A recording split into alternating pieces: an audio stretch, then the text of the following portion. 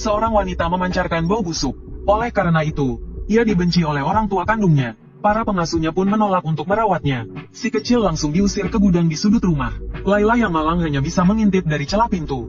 Melihat adik dan ayahnya bermain dengan gembira. Wajah adiknya yang penuh senyum. Seolah-olah kehangatan yang tak pernah bisa ia rasakan seumur hidupnya. Tiba-tiba, adiknya secara tidak sengaja melihatnya bersembunyi di sudut. Sudut bibir Arya terangkat membentuk senyuman mengejek. Lalu ia mengeluh manja kepada ayahnya bahwa tempat itu bau sekali, dan ingin segera pergi. Layla tidak percaya, adiknya yang masih kecil itu begitu membencinya. Melihat punggung mereka yang semakin menjauh, hati Layla terasa pilu. Ia tinggal sendirian di gudang itu selama 10 tahun, kemudian diusir ke gubuk di daerah terpencil ini. Dan semua ini adalah rencana jahat Arya. Dialah yang sengaja menyebarkan desas-desus tentang penyihir di desa. Konon, penyihir itu memiliki penampilan yang sangat buruk rupa, dan yang terpenting, tubuhnya memancarkan bau busuk yang memuakkan. Penyihir itu sangat kejam, tidak hanya memakan anak-anak, tetapi juga menyebarkan wabah di desa. Pada akhirnya, Arya memimpin penduduk desa untuk mengusir penyihir itu ke hutan gelap. Sejak saat itu, desa kembali tenang seperti sedia kala, dan penyihir itu tidak pernah terdengar lagi kabarnya. Begitulah, dua saudara perempuan yang sedarah. Kakaknya menjadi iblis wanita yang dibenci semua orang, sementara adiknya menjadi penyelamat umat manusia. Bahkan ketika orang dewasa di desa memperingatkan anak-anak agar tidak berkeliaran, mereka akan berkata jangan pergi ke hutan, karena di sana tinggal penyihir pemakan manusia. Suatu hari, tiba-tiba, dua pria dengan aura luar biasa datang ke desa. Ketika mereka mendengar anak-anak membicarakan penyihir terkutuk, pria berambut merah itu merasa geram. Orang-orang ini sungguh bodoh, ternyata penyihir yang mereka bicarakan adalah seorang penyihir sungguhan, tetapi temannya tidak menghiraukannya, dan berbalik pergi. Saat ini, di rumah Baron Valencia yang mewah, aroma kopi yang baru diseduh harum semerbak. Keluarga yang terdiri dari 3 orang itu sedang menikmati hidup dengan nyaman. Memikirkan putra mahkota yang akan datang untuk memilih calon istri, Arya sangat gembira. Ayahnya juga menatap putrinya dengan penuh kasih sayang. Ia yakin dengan kecantikan putrinya, putra mahkota pasti akan terpikat. Namun, seketika rasa khawatir muncul di benak sang ayah. Ia mendengar bahwa putra mahkota tidak pernah melirik kebanyakan wanita. Sekarang ia datang ke pedesaan untuk memilih calon istri. Ia merasa ada yang tidak beres. Tiba-tiba, Arya melihat kakak perempuannya yang dibenci itu datang lagi. Ayahnya takut putri kesayangannya marah. Segera menghibur Arya dan berjanji akan mengusir Layla. Namun, Arya kali ini bersikap aneh. Ia mengatakan ingin bertemu sendiri dengan kakaknya. Sikap putrinya membuat kedua orang tuanya terkejut. Saat ini, Swan sedang membujuk Layla untuk pergi dari sana. Ia sama sekali tidak percaya orang berpakaian compang camping ini adalah putri Baron. Ia bahkan terus terang mengatakan bahwa ia belum pernah mencium bau yang begitu menyengat. Layla hendak membantah, tetapi Arya muncul. Ia menutupi hidungnya dengan kipas. Takut bau Layla mengganggunya, Layla menatap adik kandungnya dengan perasaan campur aduk. Setelah ragu-ragu cukup lama, akhirnya ia tak punya pilihan selain meminta bantuan. Lilin dan makanannya hampir habis. Tiba-tiba, Alia menutup kipasnya dengan keras dan membentak kakaknya dengan galak. Kau sudah dewasa sekarang, kenapa tidak mencari nafkah sendiri?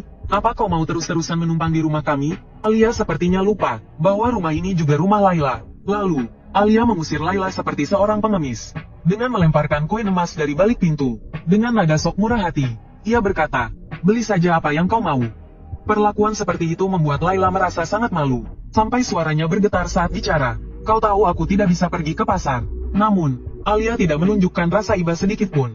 Malah kembali menyiksanya dengan kata-kata, kenapa kau tidak bisa pergi? Karena bau badanmu. Layla sudah sangat marah. Ia menatap Alia dengan penuh kebencian. Tapi Alia terus saja mencaci makinya. Sampai ia lelah. Akhirnya, semuanya berakhir. Layla menerjang hujan deras, dan baru sampai di gubuknya larut malam. Karena hujannya sangat deras, ia terluka dalam perjalanan pulang. Terbayang bagaimana ia dihina di rumah besar itu, dan pulang dengan tangan kosong. Perasaan sedih dan marah memenuhi hatinya. Sekarang, tanpa Lilin, ia tidak bisa melihat apa-apa. Ia menendang tempat lilin dengan kesal, menyalahkan dirinya sendiri karena terlalu peduli dengan harga diri. Ia menyesal tidak memungut koin emas yang dilempar Alia. Layla tidak mengerti mengapa ia harus hidup seperti ini. Apakah hanya karena ia seorang penyihir yang berbau busuk? Tapi, bukan dia yang memilih seperti ini. Tanpa sadar, ia mulai terisak. Ia teringat perkataan seorang kakek tua padanya dulu. Setiap kehidupan memiliki makna. Berkat kata-kata itulah, Layla bertahan hidup selama bertahun-tahun. Sekarang, ia merasa hampir menyerah. Ia seperti tidak bisa menemukan arti hidupnya. Saat ia hampir memutuskan untuk melakukan hal bodoh, tiba-tiba terdengar ketukan keras di pintu. Seorang wanita terlahir dengan bau busuk, dibuang orang tuanya saat baru berumur 10 hari, dan dibenci oleh penduduk desa. Lambat laun, ia dicap sebagai penyihir jahat. Laila tidak tahu apa salahnya, hingga Tuhan menghukumnya seperti ini. Kini, di dalam gubuk gelapnya, ia tidak lagi menemukan semangat untuk hidup. Saat ia hendak menggigit lidahnya untuk mengakhiri hidupnya, ketukan keras di pintu tiba-tiba terdengar. Laila gemetar ketakutan. Sejak adiknya menyebarkan rumor bahwa ia penyihir, tidak ada seorang pun yang datang ke gubuknya.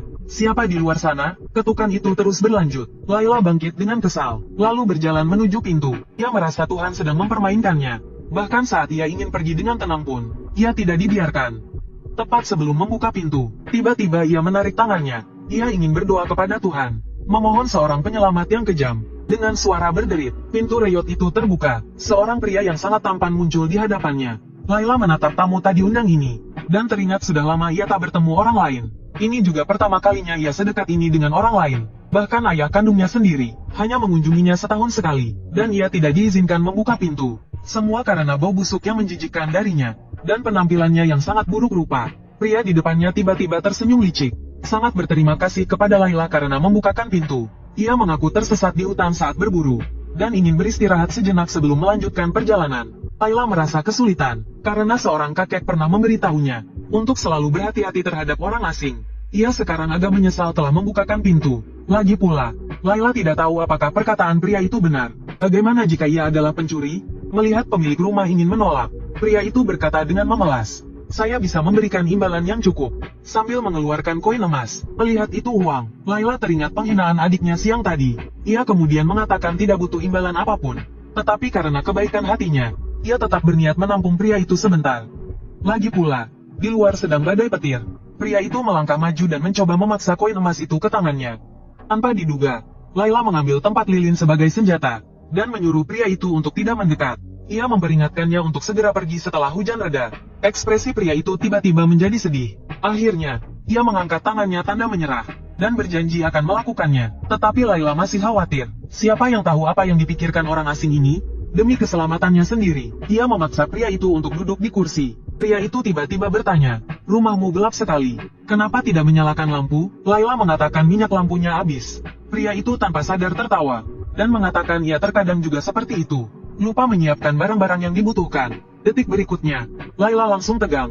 Ia merasa pria ini aneh. Orang biasa pasti sudah tidak bisa bernapas karena baunya. Tetapi ia masih bisa tertawa begitu santai, seolah-olah tidak mencium bau apapun. Saat itu, pria itu tiba-tiba mengeluarkan sesuatu dari sakunya. Laila takut ia akan melakukan sesuatu yang buruk, dan kembali memperingatkan pria itu. "Jika kau berani macam-macam lagi, aku akan menusuk kepalamu dengan ini." Ketika melihat isinya dendeng, Laila langsung tertegun. Sepertinya ia salah paham, karena Laila tidak suka berhutang budi. Ia pun berniat membuatkan makanan untuk pria itu. Pria itu mengira Laila telah menurunkan kewaspadaannya, dan mulai menanyakan namanya. Tanpa diduga, Laila masih bersikap galak padanya. Namun akhirnya, ia luluh oleh rayuan pria itu. Akhirnya Laila memberitahukan namanya. Pria itu dengan sopan juga memberitahukan namanya kepada Laila. Laila semakin merasa pria ini, dari pakaian dan cara bicaranya, sama sekali tidak seperti orang biasa. Sepertinya dia pernah mendengar nada bicara seperti ini sebelumnya. Tiba-tiba, Laila mendengar pria itu meneriakkan namanya. Laila yang sedang memasak sup terkejut. Dia hendak marah, tetapi pria itu mengatakan bahwa dia hanya ingin mengingatkan Laila bahwa supnya hampir meluap. Dengan canggung dia berkata, "Sebenarnya aku ingin memuji masakanmu, tapi sayangnya aku tidak bisa mencium aromanya." Setelah mengetahui bahwa pria itu tidak memiliki indera penciuman, Laila langsung berbalik. Apakah Tuhan sedang bercanda dengannya? Khawatir Laila tidak percaya, pria itu menjelaskan lagi bahwa dia pernah jatuh dari kuda, dan sejak itu kehilangan indera penciumannya. Laila pun langsung mengerti, pantas saja dia bisa bersikap begitu tenang di hadapannya. Tapi Laila tidak tahu bahwa pria itu sebenarnya berbohong. Dia tidak hanya memiliki indera penciuman yang tajam, tetapi aroma yang diciumnya dari Laila bukanlah bau busuk, melainkan aroma harum yang sangat kuat. Wanita itu memiliki bau busuk seperti daging busuk, yang tidak bisa hilang meskipun sudah dicuci. Semua orang membencinya, tetapi putra mahkota yang mulia mencium aroma yang tak tertandingi darinya. Aroma itu begitu kuat, sehingga aroma kayu bakar saat ini, dan aroma tanah segar di luar jendela, tidak tercium sama sekali oleh putra mahkota. Putra mahkota sama sekali tidak menciumnya. Khawatir akan ketahuan, dia berbohong bahwa indera penciumannya hilang. Laila menatapnya dengan tak percaya. Sebuah harapan muncul di hatinya. Mungkin dia memang membutuhkan teman seperti ini. Tetapi kemudian dia berpikir lagi. Pria ini hanya mencari tempat beristirahat sementara. Tiba-tiba terdengar erangan kesakitan di telinganya. Laila menoleh dan melihat ekspresi pria itu yang tampak menahan sakit. Dia langsung menyadari bahwa pria itu berbohong. Dia bisa mencium bau badannya. Laila sangat familiar dengan tatapan seperti itu. Penuh dengan rasa jijik dan benci. Tidak ada yang bisa menyembunyikan tatapan seperti itu. Melihat Laila mengerutkan kening, putra mahkota kembali berbohong dan mengatakan lukanya kambuh. Tapi Laila tidak percaya. Setelah hujan berhenti, pergilah. Putra mahkota merasa kesal, namun kembali gemetar. Dia tidak bisa menahan godaan aroma itu. Saat ini dia benar-benar ingin menggigit leher Laila. Tetapi didikannya tidak mengizinkannya melakukan itu. Setelah hujan berhenti, putra mahkota akhirnya bangkit. Dia mengucapkan selamat tinggal kepada wanita di hadapannya dengan sopan. Tetapi Laila tetap acuh tak acuh. Dia bahkan tidak menatapnya. Sebelum keluar, putra mahkota tiba-tiba menoleh dengan lembut. Dia memanggil nama Laila. Ucapan selamat tinggalnya mengandung keakraban dan rasa hormat yang aneh. Setelah dia benar-benar pergi, Laila merasa lega. Dia bertanya-tanya, ucapan selamat tinggal pria itu mungkin hanya basa-basi saja. Setelah putra mahkota pergi, dia tiba di rumah Baron yang terang benderang. Keluarga Baron telah menyiapkan perjamuan makan malam yang mewah. Namun, putra mahkota dengan acuh tak acuh mengetuk-ngetukkan sendoknya. Baron ketakutan, mengira ada sesuatu yang kurang dalam jamuannya. Namun, putra mahkota mengatakan bahwa makanannya lezat. Mendengar pujian itu, Baron sangat senang. Namun, ia tidak tahu bahwa basa-basi putra mahkota itu hanyalah untuk mengorek rahasia keluarga Baron. Sejak lahir, wanita itu mengeluarkan bau busuk. Karena itu, ia dijauhi oleh orang tua kandungnya. Para pengasuh pun menolak untuk merawatnya. Saat masih kecil, ia langsung diusir ke gudang di sudut rumah. Laila yang malang hanya bisa mengintip dari celah pintu.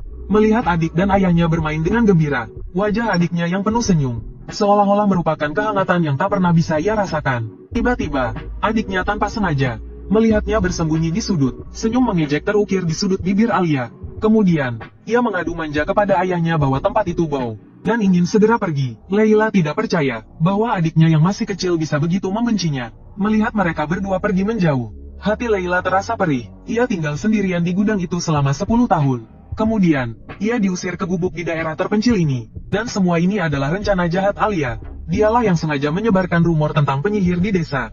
Konon, penyihir itu memiliki penampilan yang sangat buruk rupa. Yang terpenting, tubuhnya mengeluarkan bau busuk yang memuakkan. Penyihir itu sangat kejam, tidak hanya memakan anak-anak, tetapi juga menyebarkan wabah di desa. Akhirnya, Alia memimpin penduduk desa untuk mengusir penyihir itu ke hutan gelap. Sejak saat itu, desa kembali tenang seperti sebelumnya, dan penyihir itu tidak pernah terdengar lagi kabarnya. Begitulah, dua saudara perempuan yang sedarah.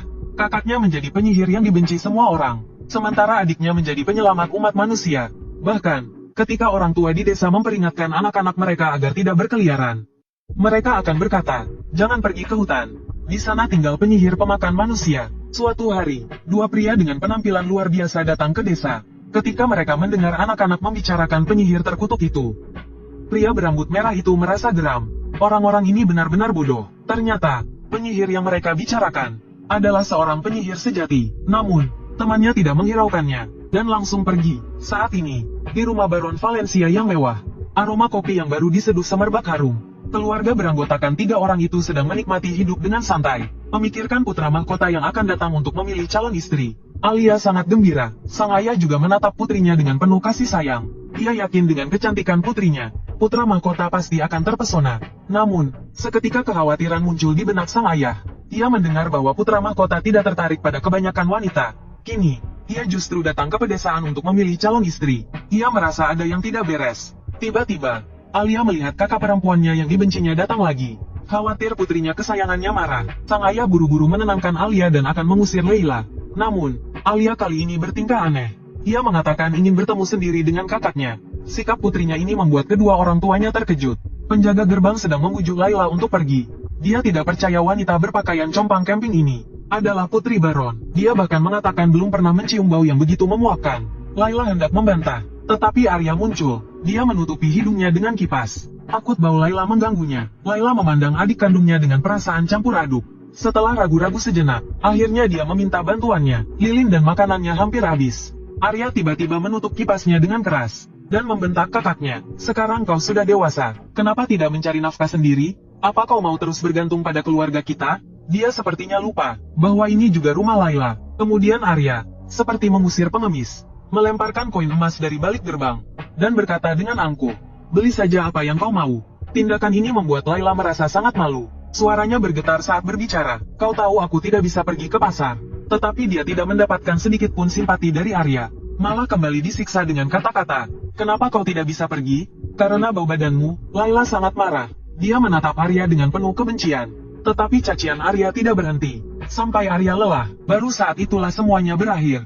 Layla menerjang hujan deras, dan baru kembali ke rumahnya larut malam. Karena hujan yang deras, dia terluka dalam perjalanan pulang. Terbayang penghinaan yang diterimanya di rumah Baron. Tanpa hasil apapun, berbagai rasa sakit hati dan amarah memenuhi hatinya. Dan sekarang, tanpa lilin, dia tidak bisa melihat apa-apa. Dia menjatuhkan tempat lilin dengan kesal. Menyesali harga dirinya yang sia-sia. Dia menyesal tidak mengambil koin emas di tanah. Layla tidak mengerti mengapa dia harus hidup seperti ini. Apakah hanya karena dia penyihir yang berbau busuk? Tapi itu bukan pilihannya. Tanpa daya, dia mulai terisak. Dia teringat perkataan seorang kakek tua. Semua kehidupan punya arti. Berkat kata-kata itu, Layla bertahan tahun demi tahun. Sekarang dia hampir menyerah. Dia seakan tidak menemukan arti hidupnya.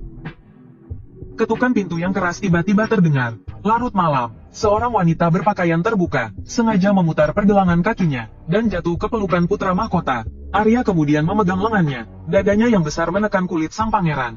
Putra mahkota merasa, wanita ini sangat bodoh. Dia segera mendorong Arya, dan menyadari dia sangat mirip dengan Layla. Tapi itu tidak membuatnya tertarik padanya. Tiba-tiba Arya kembali memeluk putra mahkota. Izinkan aku menemanimu sepanjang malam. Kali ini putra mahkota langsung melemparnya dengan kasar. Arya tak percaya pria itu sama sekali tak memberinya muka. Tapi saat melihat tatapan mata putra mahkota yang setajam binatang buas, ia pun ketakutan dan tanpa sadar mundur. Arya mencoba mencari kesempatan lagi. Namun ia mendengar penolakan dingin putra mahkota. Aku terbiasa tidur sendiri. Saat itu, Arya merasa sangat tidak rela. Meski ia telah berusaha sekuat tenaga untuk menahannya, putra mahkota tetap tidak menoleh. Ia membenci wanita itu, membenci Baron, bahkan juga membenci kediaman ini. Yang paling dibutuhkan putra mahkota adalah aroma itu. Entah bagaimana, ia semakin marah. Dengan sekali tendangan, ia membuka pintu. Pelayan itu terkejut, dan segera berdiri untuk melayaninya.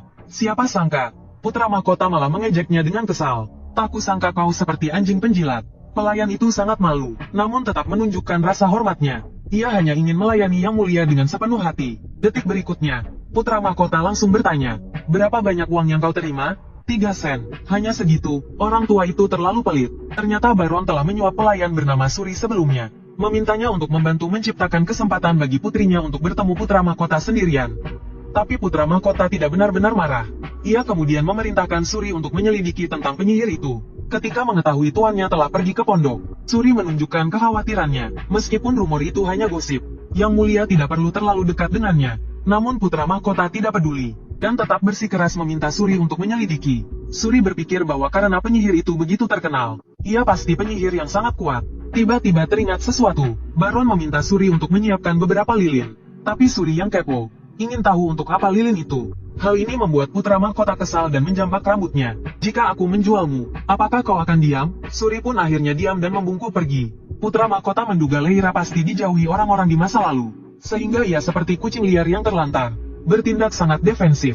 Kehidupannya benar-benar menyedihkan. Namun, putra mahkota sudah punya rencana baru. Sejak lahir, Leira mengeluarkan bau busuk, sehingga ia dibenci oleh orang tua kandungnya. Para pengasuh pun menolak untuk merawatnya. Leira kecil diusir ke gudang di sudut kediaman. Leira yang malang hanya bisa mengintip dari celah pintu, melihat adik dan ayahnya bermain dengan bahagia. Wajah adiknya yang penuh senyuman, seolah kehangatan yang tak pernah bisa ia rasakan. Tiba-tiba, tanpa sengaja adiknya melihatnya bersembunyi di pojok. Senyum mengejek muncul di sudut bibir Arya. Lalu ia pun mengadu pada ayahnya dengan manja bahwa tempat itu bau, dan ingin segera pergi. Leira tak percaya, adiknya yang masih kecil bisa begitu membencinya. Melihat mereka berdua pergi menjauh, hati Leira terasa perih. Ia tinggal sendirian di gudang itu selama 10 tahun.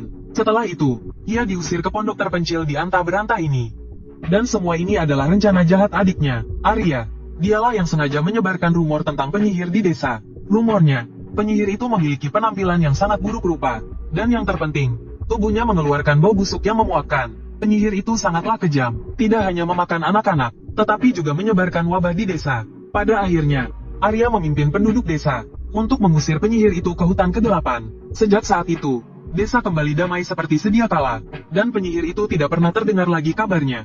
Demikianlah, dua saudara perempuan yang sedarah. Sang kakak menjadi penyihir yang dibenci dan dikucilkan, sementara sang adik menjadi penyelamat desa yang dipuja. Bahkan ketika orang dewasa di desa memperingatkan anak-anak agar tidak berkeliaran, mereka akan berkata, jangan pergi ke hutan, di sana tinggal penyihir pemakan manusia. Suatu hari, tiba-tiba, dua pria dengan aura luar biasa datang ke desa. ketika mereka mendengar anak-anak membicarakan penyihir terkutuk. Pria berambut merah itu merasa geram. Orang-orang ini benar-benar bodoh. Ternyata penyihir yang mereka bicarakan adalah seorang penyihir sungguhan. Namun, temannya tidak peduli dan berbalik pergi. Saat ini, di rumah Baron Valencia yang mewah, aroma kopi yang baru diseduh semerbak harum. Keluarga yang terdiri dari 3 orang itu sedang menikmati hidup mereka, memikirkan putra mahkota yang akan datang untuk memilih calon istri. Arya sangat gembira. Sang ayah juga menatap putrinya dengan penuh kasih sayang. Dia yakin dengan kecantikan putrinya, putra mahkota pasti akan terpesona. Namun, seketika rasa khawatir muncul di benak sang ayah. Dia mendengar bahwa putra mahkota tidak tertarik pada kebanyakan wanita. Sekarang dia datang ke pedesaan untuk memilih calon istri. Sang ayah merasa ada yang tidak beres. Tiba-tiba, Arya melihat kakak perempuannya yang dibenci datang lagi. Khawatir putrinya yang tersayang akan marah. Sang ayah segera meyakinkan Arya bahwa dia akan mengusir Leila. Namun, kali ini Arya bersikap aneh. Dia mengatakan ingin bertemu kakaknya sendiri. Sikap putrinya ini membuat kedua orang tuanya terkejut. Saat ini, Swan sedang membujuk Leila untuk pergi dari sana. Dia sama sekali tidak percaya orang berpakaian compang camping ini adalah putri Baron. Dia bahkan mengatakan belum pernah mencium bau yang begitu memuakkan. Leila hendak membantah, tetapi Arya muncul. Dia menutupi hidungnya dengan kipas. Takut bau badan Leila mengganggunya. Leila menatap adik kandungnya dengan perasaan campur aduk. Setelah ragu-ragu sejenak, akhirnya dia meminta bantuan adiknya. Lilin dan makanannya hampir habis. Arya tiba-tiba menutup kipasnya dengan keras dan membentak kakaknya dengan galak. Sekarang kau sudah dewasa, kenapa tidak mencari nafkah sendiri? Apa kau mau terus menggantungkan hidup pada keluargaku? Dia tampaknya lupa bahwa tempat ini juga rumah Leila. Kemudian, Arya melemparkan koin emas dari balik gerbang seperti mengusir pengemis, dan berkata dengan nada angkuh, "Beli saja apa yang kau mau." Tindakan ini membuat Leila merasa sangat malu. Suaranya bergetar saat berbicara, "Kau tahu aku tidak bisa pergi ke pasar." Tetapi Arya tidak menunjukkan rasa iba sedikit pun. Ia kembali disiksa dengan kata-kata pedas. "Kenapa kau tidak bisa pergi? Apakah karena bau badanmu?" Leila sudah mencapai batas kemarahannya. Ia menatap tajam Alia dengan penuh kebencian. Namun cacian Alia tak kunjung berhenti. Hingga Alia lelah, semuanya baru berakhir. Leila menerjang hujan deras, dan baru sampai di rumahnya larut malam. Karena hujannya sangat deras, ia terluka dalam perjalanan pulang. Terbayang penghinaan yang diterimanya di kediaman itu, dan ia pulang dengan tangan kosong. Berbagai rasa sakit hati dan amarah meluap di hatinya. Tanpa lilin, ia tidak bisa melihat apa-apa. Ia menjatuhkan tempat lilin dengan kesal. Ia menyalahkan dirinya sendiri karena terlalu peduli dengan harga dirinya. Ia menyesal tidak mengambil koin emas di lantai tadi. Leila tidak mengerti mengapa ia harus hidup sengsara seperti ini. Apakah hanya karena ia seorang penyihir berbau busuk? Tapi itu bukan pilihannya. Tanpa sadar, ia mulai terisak. Ia teringat kata-kata seorang tua padanya. Setiap kehidupan memiliki arti. Berkat kata-kata itulah, Leila bertahan dari tahun ke tahun. Sekarang ia hampir menyerah. Sepertinya ia tidak menemukan arti hidupnya. Saat ia hampir melakukan hal bodoh, ketukan pintu yang keras tiba-tiba terdengar. Hanya karena ia buruk rupa, wanita itu tidak perlu membayar untuk membeli daging. Bahkan, penjual daging berlutut memohon di hadapannya. Ternyata bau durian yang menyengat darinya membuat orang-orang yakin bahwa ia adalah penyihir yang ditakuti. Orang-orang yang ketakutan berteriak minta tolong dan berhamburan. Anak-anak yang terpisah dari orang tuanya menangis histeris. Leila sudah terbiasa dengan semua ini. Karena begini, ia pasrah saja. Ia mendekati penjual daging dengan wajah datar. "Berikan aku dagingnya." Penjual daging terkejut sesaat. Setelah tersadar, ia segera mengambil daging dan memberikannya kepada Leila dengan hormat. Ia bilang Leila tidak perlu membayar. Leila berteriak marah, "Aku bukan perampok." Lalu ia melemparkan 2 koin tembaga kepada penjual daging, dan berkata dengan murah hati bahwa ia tidak perlu kembalian. Penjual daging sangat rendah hati. "Maafkan saya pantas mati." Mendengar itu, Leila tiba-tiba berhenti. Ia bertanya dengan dingin, "Lalu kenapa kau tidak mati saja?" Lalu ia pergi. Sesampainya di rumah, ia melihat sosok yang familiar. Entah bagaimana, air mata Leila tak terbendung lagi. Hati putra mahkota langsung luluh. Ia segera melangkah maju, dengan mata penuh rasa iba. "Kenapa kau menangis?" Dihadapkan dengan perhatian yang tiba-tiba ini, Leila secara refleks menghindar. Ia tidak tahu mengapa pria itu kembali lagi. Ia segera berlari ke dalam rumah. Saat ia sendirian, ia kembali terisak karena merasa sakit hati. Mengapa hidupnya begitu menyedihkan? Tiba-tiba, pintu di belakang Leila terbuka. Pria itu langsung masuk. Kali ini Leila benar-benar marah. "Kenapa kau datang lagi ke sini? Apa sebenarnya yang kau inginkan dariku?" Tanpa diduga, pria itu mulai mendekati Leila. Kata-katanya penuh rayuan dan kelembutan. "Aku khawatir nona cantik sepertimu tinggal sendirian akan berbahaya." Tapi Leila menatap pria dengan tatapan yang dalam itu. Merasa ada sesuatu yang menyeramkan. Dia tahu dia tidak cantik, dan juga tahu dia tidak memiliki pesona untuk menarik pria. "Jangan bilang kau orang mesum." Kenapa kau berpikir begitu? Tentu saja karena bau busuk yang ada pada diriku sejak lahir. Tapi pria itu tampak tidak peduli. Tiba-tiba dia teringat kalau hari ini dia sengaja membawa hadiah. Lalu dia segera mengeluarkan sekantong penuh lilin. Dia langsung menyalakan lilin-lilin itu. Ruangan itu langsung menjadi terang. Suasana hati Layla pun entah kenapa menjadi sedikit lebih baik. Saat ini, putra mahkota tersenyum nakal. Karena lilin-lilin ini diambil dari rumah Baron. Mungkin Baron harus makan malam dalam gelap. Khawatir Layla sungkan menerima lilin-lilin ini. Putra mahkota menjelaskan bahwa ini adalah untuk membalas kebaikannya. Waktu itu dia tersesat di tengah hujan deras. Dan Layla mengizinkannya masuk untuk berteduh. Layla juga dengan baik hati membuatkan sup hangat untuknya. Sampai sekarang dia masih teringat sup itu. Layla sedikit malu dipuji. Tapi dia tetap merasa lilin-lilin ini terlalu banyak. Mengetahui Layla tidak suka berhutang budi, putra mahkota meminta Layla untuk memberikan stroberinya sebagai gantinya. Layla merasa takjub. Lagi pula, stroberi-stroberi ini dia petik sendiri.